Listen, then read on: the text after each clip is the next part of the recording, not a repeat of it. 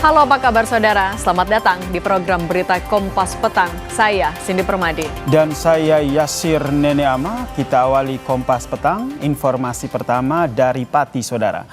Kawal sidang paripurna hak angket pemakzulan Bupati Pati Sudewo, warga Pati mendatangi di gedung DPRD.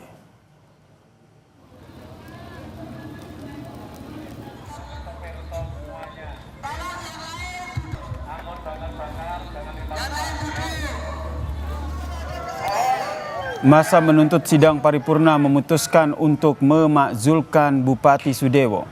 Hal ini dipicu akibat beberapa kebijakan Sudewo, salah satunya menaikkan pajak bumi dan bangunan hingga 250% dan berimbas pada aksi demo besar-besaran pada bulan Agustus lalu.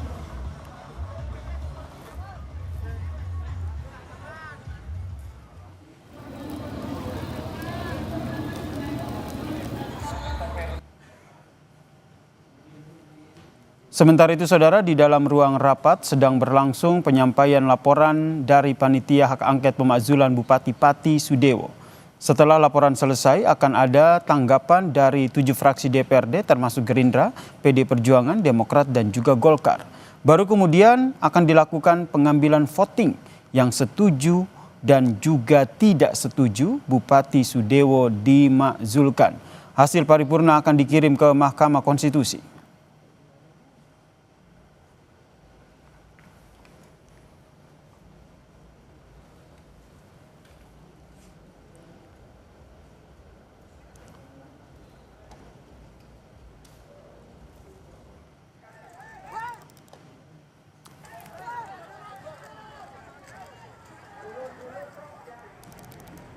Sebelumnya saudara, pada Agustus lalu Bupati Pati Sudewo resmi menaikkan pajak bumi dan bangunan, pedesaan dan perkotaan sebesar 250%, memicu amarah warga karena dinilai memberatkan. Bupati Pati sempat menantang warga. Namun akhirnya Bupati Sudewo membatalkan kebijakan kenaikan PBB P2 tersebut. Meski sudah meminta maaf, warga tetap menuntut Sudewo mundur dari jabatannya dan DPRD Pati sepakat membentuk panitia khusus hak angket pemakzulan Sudewo.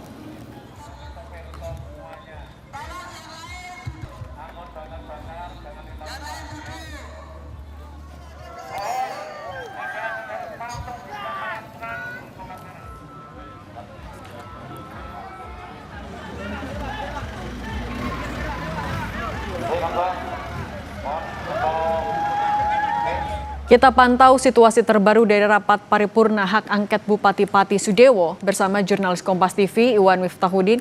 Iwan, selamat petang. Bagaimana situasi paling baru dari rapat paripurna hak angket Bupati Pati Sudewo?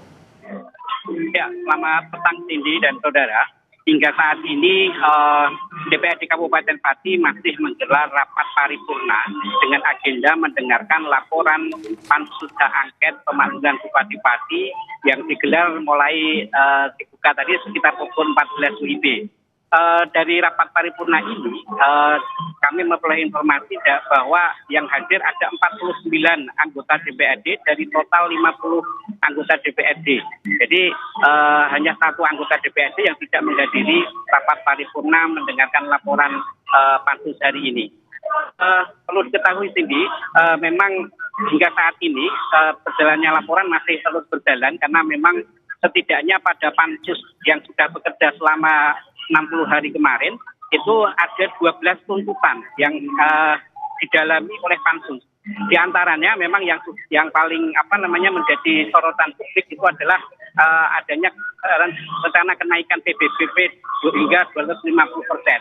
Meskipun kebijakan tersebut sudah dibatalkan, namun pansus tetap mendalami bagaimana kebijakan tersebut bisa keluar dari Bupati atau bisa muncul dari Bupati.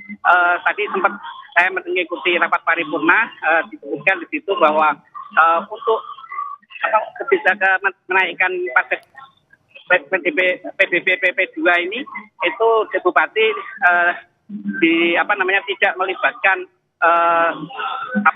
dari struktur unsur pimpinan atau dari kepala desa maupun dari camat. Jadi itu sepihak dari pansus melaporkan bahwa menaikkan itu kebijakannya sendiri, seperti itu. Selain itu, Cindy, tadi juga saya mendengarkan bahwa laporan dari Pansus ini menemukan bahwa untuk menentukan jabatan eselon atau direktur rumah sakit ini juga Bupati dalam mengambil kebijakannya sepihak. Artinya tidak melibatkan unsur dari sekda maupun dari badan kepegawaian seperti itu.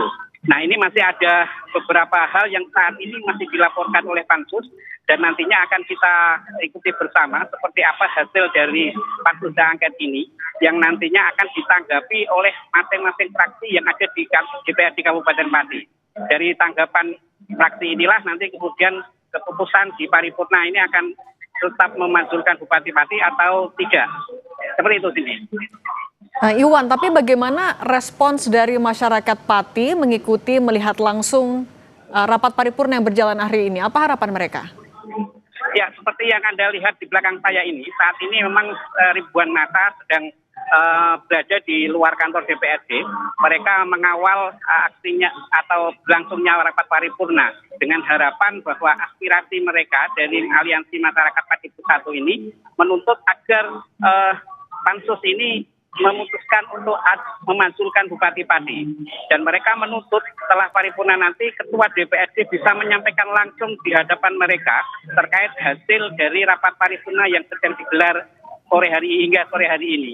Jadi mereka menuntut Ketua DPRD untuk keluar dan menyampaikan hasil dari rapat paripurna yang sedang digelar saat ini. Sebelum Ketua DPRD keluar, mereka akan tetap bertahan di depan kantor DPRD.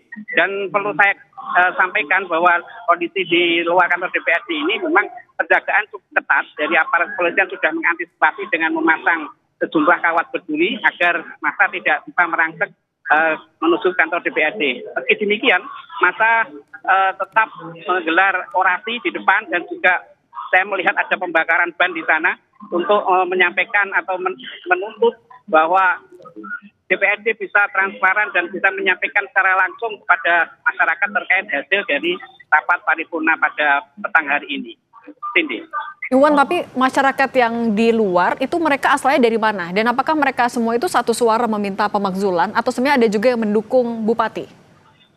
Ya, dari pantauan kami, ini memang tidak hanya dari massa yang menuntut pemakzulan Bupati, namun juga ada sebagian massa yang mendukung Bupati Pati ini tetap menjadi Bupati.